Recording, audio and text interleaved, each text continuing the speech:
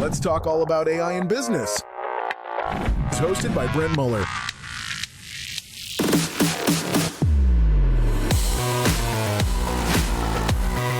Welcome to the Future Proof Podcast.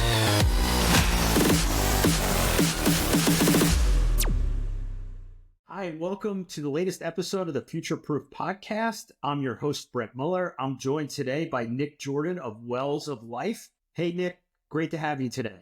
Very good morning to you, Brent. It's great to be here. Well, this one's going to be interesting, guys, because Nick runs a charitable group that is all centered about providing water to everyone that doesn't have it. So, Nick, let's start off really quickly. Talk about your background. How did you... What's been your background? What led you up to starting Wells of Life? And tell us a little bit about that. Indeed, it's quite a long journey, but in summation, I'm an Irish immigrant. I'm sure you've already figured out that you don't have an accent like this every day. Emigrated in 86, big wide eyes looking for my part of the American dream. Became an overnight success after 10 years. Managed to get into the real estate space. You know how that goes. Oh, yeah, I know how that goes. Got into the real estate space and luckily got in at the very perfect time. Ended up building a boutique company down in Laguna Beach, real estate, mortgage, a little bit of real estate investment. And I kind of thought I had reached the top of the hill. And I'd expected to be a big sign up there that said, "You've arrived, you can dream here." And when you go to the top of the hill, there's always another place you can go, which is down. And Absolutely. in 2008, that's exactly what happened, as in, the real estate crisis came, the market crashed. Essentially, I lost pretty much everything in a very slow, painful order. So sometimes, yeah, I know, that's sometimes the way it goes. Yeah. But it was something that opened a door that eventually changed the rest of my life. And how that worked was, I had always been mindful of being able to give a little bit back. So I was a school teacher in Ireland. I loved the idea of building schools, got together with a group from Ireland, raised the funds for 4 schools in Uganda. Got an invitation in 2008 to go and visit them, and there was no real estate going on, so I took the opportunity. I went to Uganda, and I just have to pause there for 1 second because this is where it's like it was night and day. Everything changed, from living a comfortable life, really having all the creature comforts that anybody could ever want, to landing in Uganda, where I was literally smacked in the face by what poverty looked like, felt like, and sounded like. And it was all there in the faces of children that were dying, needlessly, for something as basic as water. So I spent 3 weeks there and I absorbed everything I could. And everywhere I went, I saw the same images. Mothers carrying water, 40 pounds on their head, walking 3 miles a day, basically sometimes doing it twice a day. And I have to tell you this, none of that added up to me because I just felt, I suppose, if I'm being truthful, I felt angered by how can this happen in a world where we seem to have it all. We've it all figured out. We now have AI, which is, the penultimate discovery of what will affect our future.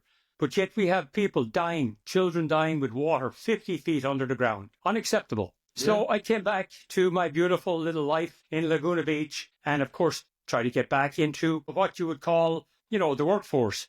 And for the year of 2009, I tried really hard to put some of those images behind me because I really needed to get back to earning an income. But I could not get the images of children that I had met there out of my mind. It kind of hit your heart, huh?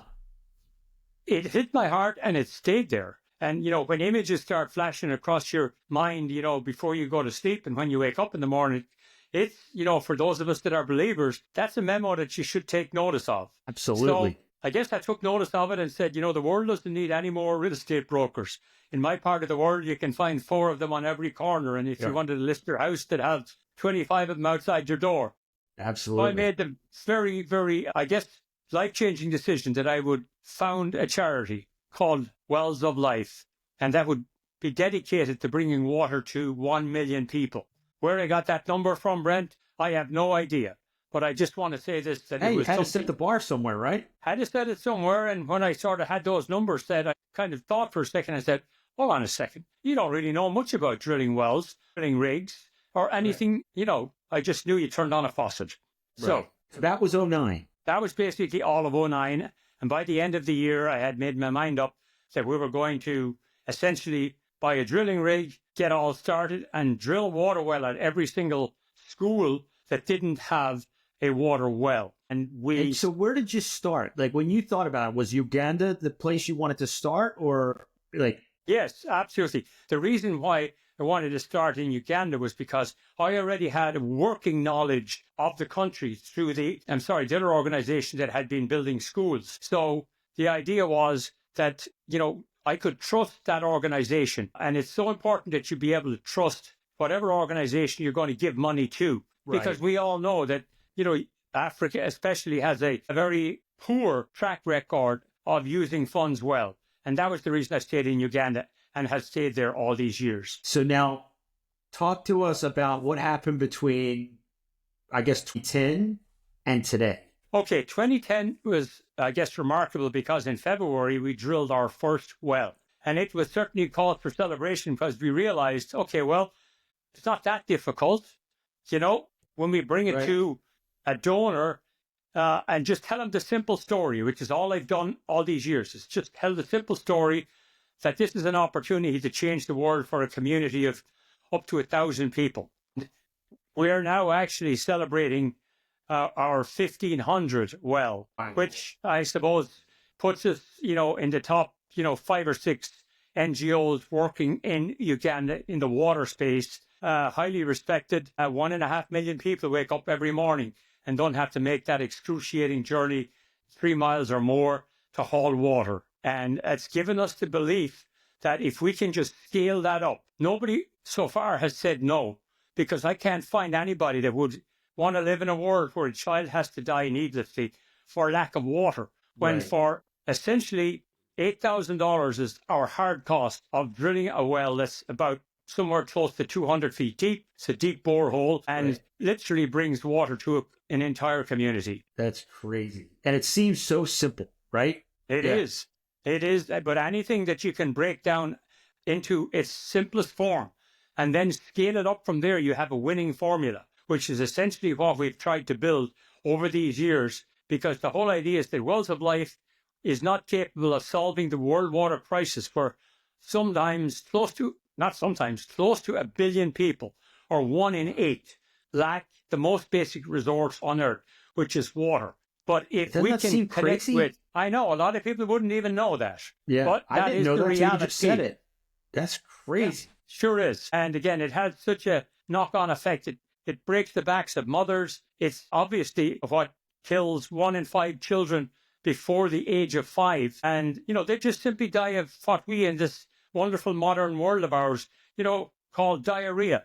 Very simple fix. Needless to say, if there is no medical treatment, a child will die a painful death of diarrhea. And that's what we're here to prevent. And I got to tell you, I've been back several times to Uganda. And, I've obviously got a lot of thanks here because we get thanked by our donors for what we're doing. But that pales in comparison to what a thank you in Uganda looks like. And I that can thank only you is, imagine. yeah, there's no words involved, Brent. It's just an embrace from a mother whose child you've saved. And I get emotional about it, every time I think about it, because, anytime you're in the business of saving lives, it's serious business. Because, Absolutely. we're all called to account and will be held to account at the end of our lives. When there was somebody there that needed water, Nick or Brent, what did you do? Right. And for me, the answer has to be, well, in my own vernacular, I got to say, well, Lord, I did my best to bring water to those that are your In children. need. And Yeah. that's why we have something that people are getting very excited about. And, when time allows, or if it allows, I'll tell you about our future expansion plans, because nothing stays the same. If you're not moving, essentially, you're dying. Right. And Wells of Life has developed its footprint remarkably in Uganda to where we have even been partnered up by the Kingdom of Buganda. Long story short, there's 5 kingdoms. The biggest one is the one that encompasses Kampala, which is a large city. And so we have the support of essentially the most influential group of individuals in the country. So we're bringing miracles every day to Uganda. That's phenomenal. So, Nick, let's talk about your vision for Wells of Life. And is it to stay in Uganda because you're making such an impact? Is it to expand outside of it, or to tell us about the vision? Yeah, absolutely. To both. The reason that we wanted to stay in Uganda is because in 2016, we took on a huge challenge. We picked the poorest district that had the lowest access to water. It was Mubende district that had only had access to 35% of the population there. 1 million people. Unbelievable. Only 35% of them had access to clean water. So we made a commitment of working there for 5 years, bringing 500 wells to essentially bring that number up to somewhere in the 80s or even 90s. And honestly, you never know until you start. We're actually finishing up there this year. And we put almost 1,000 wells into that district and the 2 surrounding ones. Now, the reason we did that, Brent, is because what we wanted to do was we wanted to essentially build a how-to. You know, if you came alongside us, let's say you had an organization, or let's say somebody that's listening to this podcast had an organization and said, Nick, can you tell us how you did this? And can you, by the way, leave all the mistakes you made behind, because we don't need to make those mistakes. The bottom line is I could essentially hand you a how-to manual. What type of drill, what type of pipe, what type of staff, how much you need, how to budget. So we would be able to provide all of that for free, and it's our pleasure to be able to provide that to other organizations. Now, when we get finished in Uganda, a country, by the way, that has essentially the same population as California, and there's still somewhere close to 12 million people lacking water. So we don't have a large incentive, you know, to leave. Because you still have 12 million people you want to get water to. Yeah, there's 12 million people saying, please, please, please stay. And not only that, but it's very important for me to say, I abhor using the word charity. And I'm just going to tell you why. To me, it's just a disingenuous, old-fashioned word that means, look, Brent, I have more than you. And you know what? I feel sorry for you. And so I'm going to give you a little bit of what I have. And then I hope I feel better and maybe it'll do you some good. That's not what we do at Wells of Life. It's a two-way exchange. I say we're building bridges between the USA and Uganda because, honestly, I can tell you that anything I've given, and I've given 14 years of my life, a large amount of my estate, and obviously all of my time to working in this space, I have received so much more in return. And I love hearing stories from donors that say, oh my God, I never realized, Nick, how amazing it is to get those photographs of the children that are now smiling and happy. So the idea is this. We consider ourselves a service organization and we work from the bottom up. We don't get involved in the top down where that's where the money gets jammed up. You know, we just work in the areas where I tell people jokingly, there's no competition. There's no drilling rigs waiting in the areas where we're drilling. A lot of the time people are seeing our drilling crew for the first time and they've been praying for sometimes decades. And, you know, we meet old people and they said, you know, all my life, I prayed for water, and now I can die knowing that my children are going to be alive and healthy. Yeah. That's fantastic. So do you partner with, so water is the first thing, right? And then obviously nutrition and other things come in after that. Do you partner with other organizations that come in after you all to help them in other ways, or is it, how does that work? Yeah, you know, that's a great point. And, you know, I'm a farmer's son. So sometimes I use the old example of a farmer going out into his field. It's a green field. And, you know, he puts his plow in the ground. And what happens? He turns over the soil. That's the first step in cultivating the field. Providing water is essentially that same thing. It's like you can't do anything without water. You can't do anything without it. But it is the first step. So we turn that over. And then what we do is we partner with, this year alone, we partnered with like 5 organizations that are all in a similar, but a little bit different space. And so what we're able to do is synergy. We're able to do a lot more in partnership than we actually could ever do on our own. And you asked about nutrition and everything else. I guess about 6 years ago, we realized that, you know, to bring water, that's fantastic. We got that figured out. That's the first step. Everybody is happy, at least when they don't have to drink dirty water. But what about the rest? What about basically sanitation, hygiene? The simple things that you and I and everybody else learned from our mother's knee. Brent, wash your hands after you use the toilet. Brent, wash your hands before you have dinner, etc. We actually have to teach that in a beautiful organized fashion called our Healthy Village program. And it's where we go into a community and we work there for 1 year. And we transform that community door to door, house by house. And we essentially are able to provide, when it's appropriate, the healthy living sticker to that house that says this home is now being certified as a healthy living home. And all the basic things, look, they're simple, but at the same time, sometimes if you get the simple things right, you can get the more complicated things, like building drying racks, building basic latrines. And you would not believe how that community changes. It's like you shift the darkness. Darkness always comes when poverty is about. And when you see the light and you see hope, opportunity, I guess, hope for a brand new day, that's what our Healthy Village program brings. And, we always, and I have to always say this because, sometimes people want to hear it and sometimes they don't. But, we started out this business essentially as a Christian organization, not one that's in your face, just simply one that people will shine see. a light, right? Shine a light. By our deeds, you shall be known. And so when we get an opportunity in that opportunity space, we simply share the gospel. And we just say, this is not a gift from Brent or Nick Jordan or any donor. Look, it's a gift that's just passed on. And it's that gift that, just being good stewards, right? Being good stewards. And that's where we really feel like we're doing the full and proper measure of what we're called to do, which is to help our brothers and sisters. And it's worked out so far. Nick. And you know what the coolest part is? Watching your passion come out on this.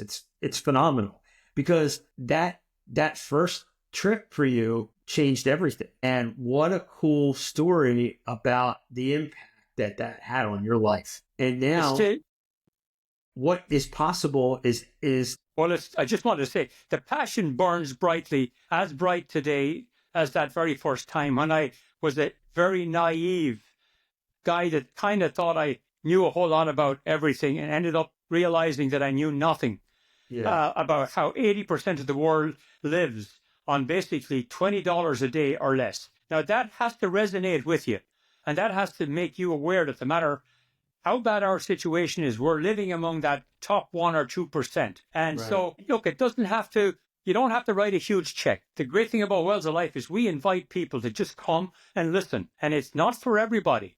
But when something like this, and my story that I just get to share simply, when it touches your heart, well, it's like we have the tools to get you involved. And the majority of our donors, frankly, have been with us from day one. And we have a hardcore group of donors that have drilled multiple wells. Some, a young girl, and I believe she's about 17 right now. She and her friends have raised the funds for 14 wells. Wow. And I tell that just a story because you think, how can that happen? And it's the same story. Her passion burns brightly. Everything she does is imbued with I got to help another community in Uganda. Will you help me? Now, come on. Who's going to turn down a young lady that's, going to Catholic high school, and instead of talking about all the things that, 17-year-olds talk about, I know I have two, young boys that are now 19 and 21. That's her passion. And we also have a youth program, which our youth are our future.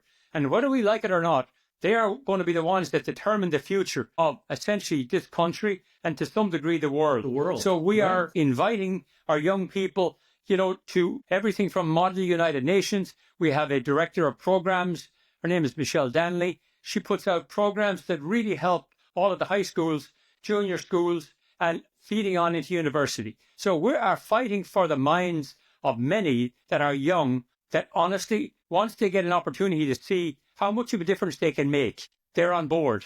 That's all we have to do, Brent. Just give them the invitation. And I'm so positive about our future, our youth. And when I see how positive they are, they don't ask questions about what do I need to do, where do I do it. They just move and get on with it, which gives me the hope of a great future for our youth. And you know what? These are stories that need to be told about youth doing this because they get so much bad press. This is exactly the kind of hope and outlook that more youth need. This is fantastic. And we send them. We just had a family that actually went and funded a well. They brought their 2 young children, and I'm saying young because I thought, 14 is about the age when I brought my son for the first time to Uganda. But these 2 kids were, I want to say, 8 and 10. And, they made a video of themselves when they came back.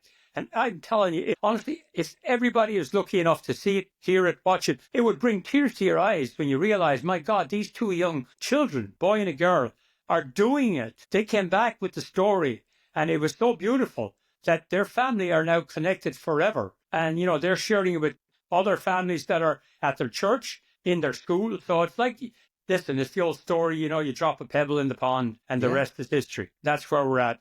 Sending people to Uganda is what we do. I can guarantee them one thing. They'll never come back the same. That's fantastic. I love it. I can't wait to get this podcast up and live and put some of the links of some of these videos out, because this is how people get involved in great causes like this. This is phenomenal. So Nick, as you look down, right, or look forward for the next year or two, well, what do you see for Wells of Life? Well, I see a huge transference of technology. What's been happening in Uganda, especially right across Africa, as far as drilling wells, it's old technology.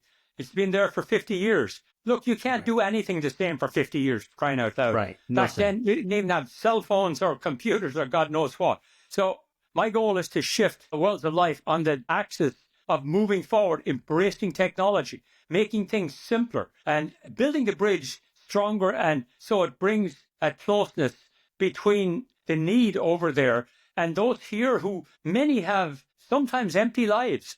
They get to a point where they've achieved it all. They've made their money, and honestly, there's so much vacancy in their lives. All they need is a cause like this. And so I want to be able to develop the technology that reaches out across the space. And, your podcast is a perfect example. Let's just let them see how simple it is to be able to change the world, and in return, change their own life for the better. Absolutely. So that's one well at a time, right? Pardon? One well at a time, but at the same time, one well at a time. It's the power of synergy. It's also the power of, okay, why would we be so bold as to think that one little organization that was founded way back in 2008 could solve the world water crisis? I'll tell you why. Because it needs to be done. Right. And somebody needs to do it. And it's honestly the greatest opportunity that exists in our world today. It's both the biggest challenge and the greatest opportunity. And I want to get every individual, family, school, business, CEO, all the way down to a young student, basically involved to the point where they know how much of an impact our effort can make. And that, my friend, is an army. And it's no longer, as they call us, a charity or even an NGO. That is what morphs everything into a movement for change. And may I say, bringing water to those in need is an idea whose time has come. Absolutely. This is the kind of thing that I think you summed it up perfectly. It needs to be a movement. And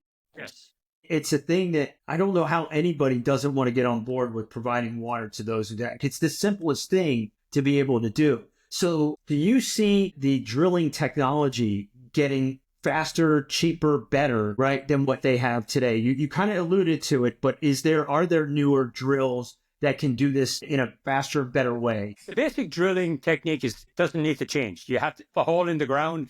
You basically hit a water table, water comes up. All of the things from that point up, the pump, the type of pump, we need to be able to install sensors on each pump that where my staff in Kampala and in our field office in Mityana can punch up on a screen on any given day and tell me how many wells are down, how many are offline. And then we have our own maintenance program called Green Well Maintenance, where we dispatch essentially a truck or a motorbike rider to that location. And our community has saved up enough money to fix the well. Because I'm going to tell you that 40% of wells in the past in Africa are abandoned after just 2 years for no good reason other. Poor installation and essentially an organization that just drilled and left and didn't fully apprise the organization of how they would repair their well. Because we're not in the business of giving stuff for free. I don't do that, and I don't think it makes sense.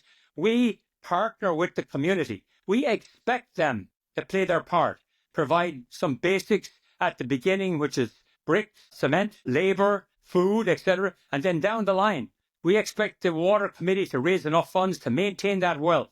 And the good thing is, Brent, take ownership of it, right? Yeah, that well will last forever. Oh, and I should say, every well has a plaque on it and a number on it.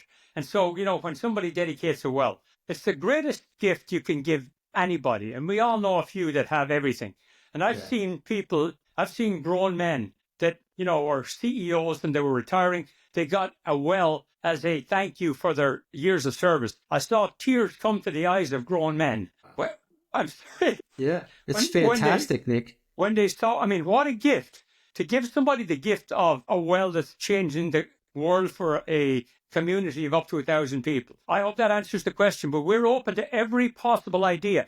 I should say we're now moved on to what we call pipe water projects, where we build a production well that has the capacity to provide water to, instead of 1,000, 5 or 6 or 7,000 people in different locations, in different communities and villages. And that's what we just last week had two wonderful men, Sam Smith and Johnny Ree, just come back from essentially the dedication of that well. And they are seeing all of these different locations, a school, actually 2 schools, a church, community centre, receive water in all that different directions. And so it covers a huge space of ground. That's essentially the next step up the ladder for Wells of Life. That's fantastic. This is amazing. And Nick, I'm going to ask you a couple closing questions here in a second, but if you wouldn't mind, we'd love to have you back here later in the year and get an update, because I really think that, one, I think this podcast is going to be phenomenal, and we're going to push it everywhere we possibly can, because this story needs to be told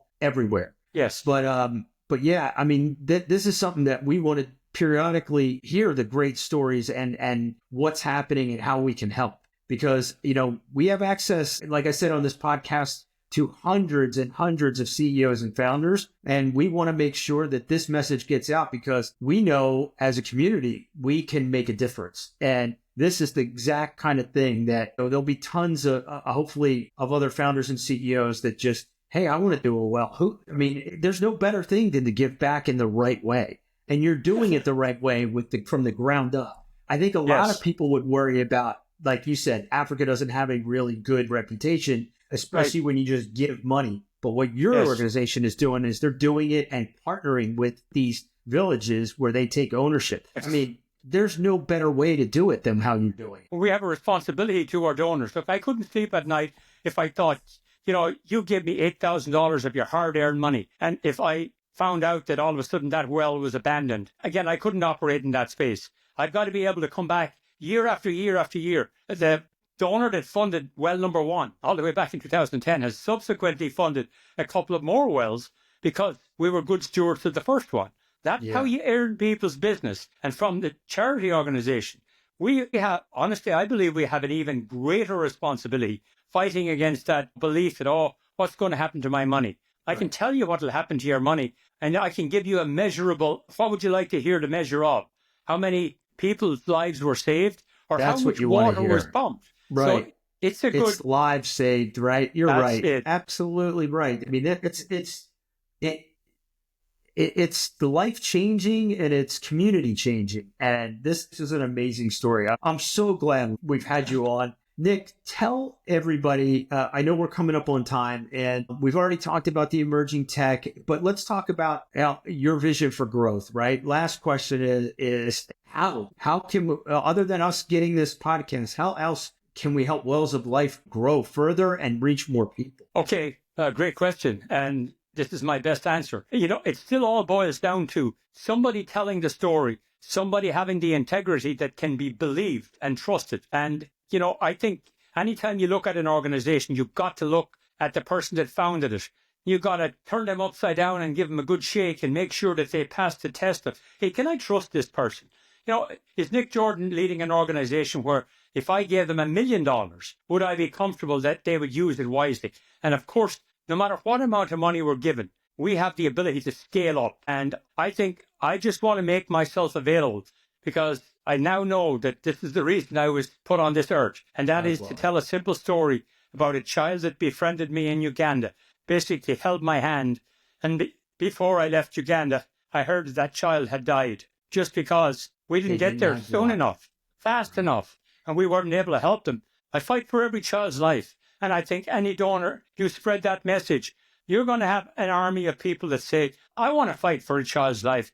I want to make sure that that family has water and more. It's the field of growth where you can plant a beautiful crop that, to the end of your life, you'll be able to say, this is a community that I'm responsible for. What a beautiful way to live your life and finish your life. I don't know if that answers your question, but it's the best answer you could ever have given. And Let's get this thing out to more people. Like I said, the Founders Cast Network, I'm hoping to get you on all those podcasts because this story needs to be told over and over and over. And your passion is contagious. Nick, thank you so much for spending time with us today. And just tell everybody, I know we'll put all the links when this podcast goes live, but tell everybody how to get involved with Wells of Life. Yeah, 2 ways. Website is great, wellsoflife.org. Very simple.